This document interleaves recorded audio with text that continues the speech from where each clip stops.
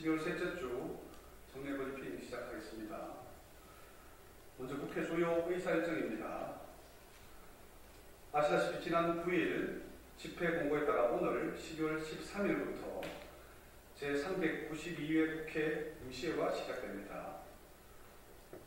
그리고 언론 미디어 제도 개선 특위는 내일 12월 14일 오후 2시에 미디어 신뢰도 개선 관련 언론중재법 및 정보통신망법 공청회를 개최하여 이번 주까지 업무 보고와 공청회 일정을 마치고 다음 주부터는 언론중재법, 방송법 등 법안 관련 논의를 실시할 예정입니다.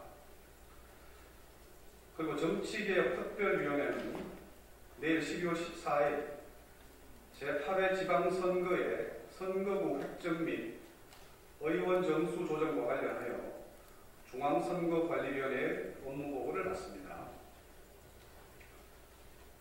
다음은 지난주 접수된 의안입니다. 지난주 접수된 의안은 법률안 156건을 포함해 총 163건입니다. 몇 가지를 소개하겠습니다.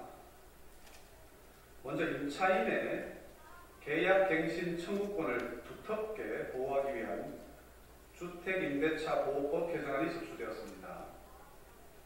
현행법은 임대인 본인이나 임대인의 직계 존비속이 직접 거주하려는 경우 임차인의 계약갱신 요구를 거절할 수 있도록 하고 있습니다. 이와 관련하여 개정안은 임대인이 실거주를 이유로 계약갱신을 거절할 경우 이를 증명할 의무를 부과하고 분쟁 상황 발생 시에는 주택임대차 분쟁조정위원장이 지자체 장에게 임대인의 실거주를 증명하는 자료를 제출하도록 요구할 수 있게 하는 내용입니다. 그리고 세종특별자치시에 대통령 집무실을 설치하는 내용의 신행정수도 후속 대책을 위한 연기, 공주지역, 행정중심 복합도시 건설을 위한 특별법 개정안이 접수되었습니다. 개정안은 대통령을 중앙행정기관 등의 이전 계획에 포함시켜서 대통령 집무실 분원을 행정중심 복합도시에 설치할 근거를 둔 것입니다.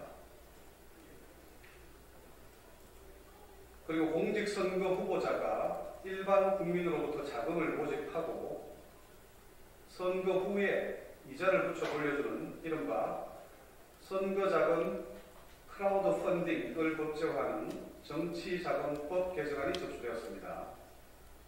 개정안은 선거별로 1인당 참여 가능한 한도 금액을 정하고 후보자의 원금 및 이자 상환 의무를 명시하며 펀딩 모집 상환 과정에서 이 법을 위반한 경우에 2년 이하의 징역 또는 400만 원 이하의 벌금에 처하는 벌칙을 신설하는 등의 내용입니다. 하나 더 소개하자면 가정폭력 상황에 공권력이 적극적으로 대처할 수 있도록 하는 가정폭력 방지 및 피해자 보호 등에 관한 법률 개정안이 발의되었습니다. 개정안은 가정폭력 실태 조사의 목적으로 피해자 보호를 추가로 명시하고 가정폭력 범죄의 신고가 접수되어 출동한 사법경찰관리가 긴급한 경우 가정폭력 현장에 강제 진입할 수 있도록 하는 내용입니다. 다음은 지난주 국민동의 청원 접수 현황입니다. 지난주 새로 공개된 국민동의 청원은 공직선거에서 수개표를 원칙으로 할 것을 요청하는 3건의 청원입니다. 그리고 발달 재활 서비스 제공 인력의 생존권을 위한 자격인정 제도 개선에 관한 청원 등 총 4건입니다. 현재 국민동의 절차가 진행 중인 청원은 총 9건입니다. 다음 국회 주요 일정입니다. 국회는 오늘부터 수요일 12월 15일까지 3일간 아태지역 29개국이 참가하는 제29차 APPF 총회를 개최합니다. 이번 총회는 포스트 코로나 시대 보건력 강화를 위한 의회의 역할을 의제로 하며 특히 중국, 러시아, 일본 등과 3차에 걸친 치열한 사전 토론을 통해 종전선언과 남북국회회담 문구를 반영하기로 합의한 한반도 평화에 관한 결의안 등 13건의 결의안과 공동선언문을 채택할 예정입니다. 그리고 코로나19 상황을 고려하여 화상회의로 개최되는 제29차 APPF 총회 본회의는 제29차 APF 총회 공식 유튜브 채널을 통해서도 실시간으로 시청 가능합니다. 참고로 말씀드린 이 종전선언이 국제회의에 선언문 또는 결의안에 공식적으로 포함되는 건 아마 최초일 겁니다.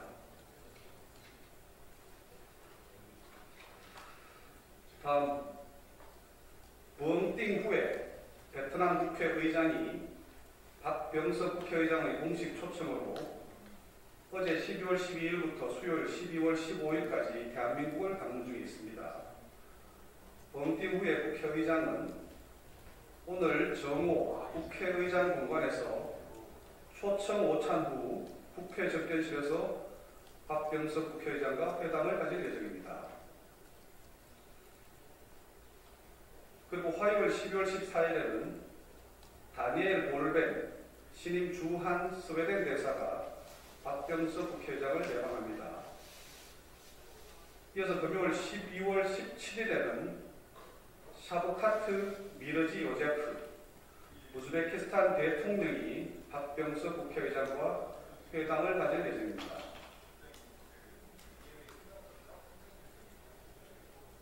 이어서 국회 예산정책처는 목요일 12월 16일 나보 포커스 제39호를 발간합니다.